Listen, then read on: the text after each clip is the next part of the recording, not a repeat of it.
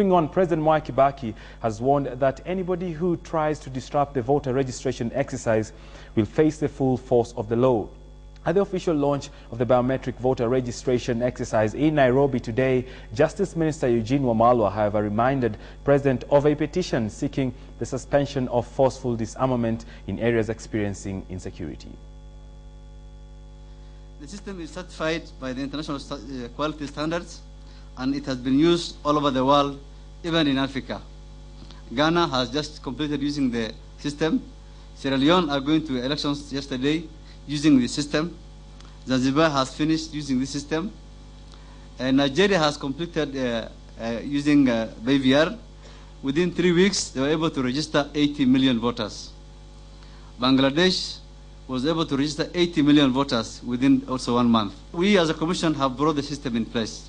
We have the kits. We have trained our staff.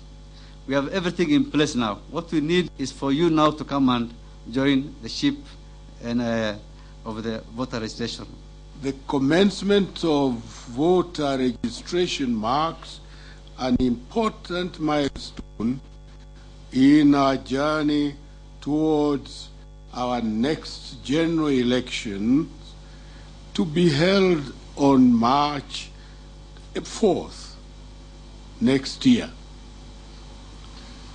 I commend the Independent Electoral and Boundaries Commission for the launch of this exercise, as well as other steps that have been taken in preparation for the next general elections. And those are the sounds from the earlier launch this morning of voter registration, with a target of registering up to 18 million Kenyans in just 30 days. We'll now cross over to the KICC, where Noah Otieno is standing by. Hello, Noah, can you hear me?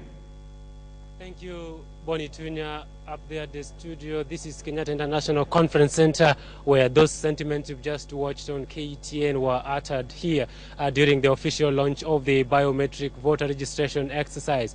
There are 3 basic messages that have come out of this official launch today. One is that unlike previous occasions, previous elections, where after a voter registration you walk away with what is called a voter's card, which then is what you use to vote on the election day.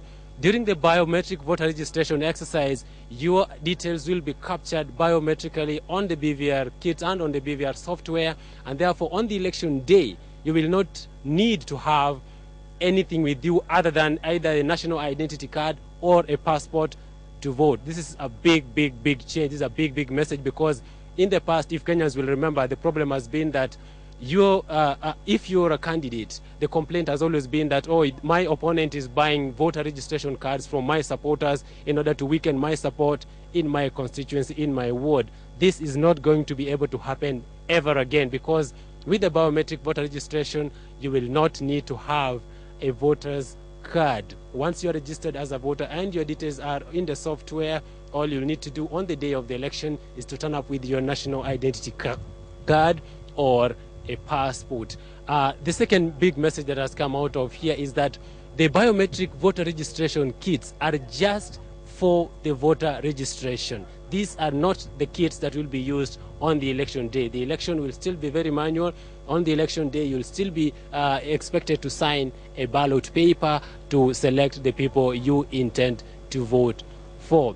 And lastly, a big message that has come out of this exercise here today is that the government is very serious on the matter of assuring security for those areas that have experienced incidents of insecurity in the last few weeks, where people have been doubting whether there's going to be any voter registration exercise. The president says that if anybody tries to test the security agencies by trying to disrupt the voter registration exercise, they will have to face the full force of the law. We've also heard from the Justice Minister Eugene Wamalwa, who says that in those areas where the government has already deployed troops from the Kenya Defence Forces to help the police either in tracking down bandits or in disarmament exercises, there have been petitions from political leaders from those areas to suspend such exercises in order to give people enough confidence to turn up to register as voters. We don't know yet what the response of the executive is going to be on such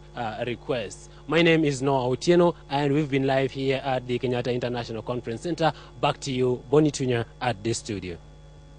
Well, many thanks, Noah. And indeed, it is a first. We are seeing the first biometric voter registration in Kenya. Moving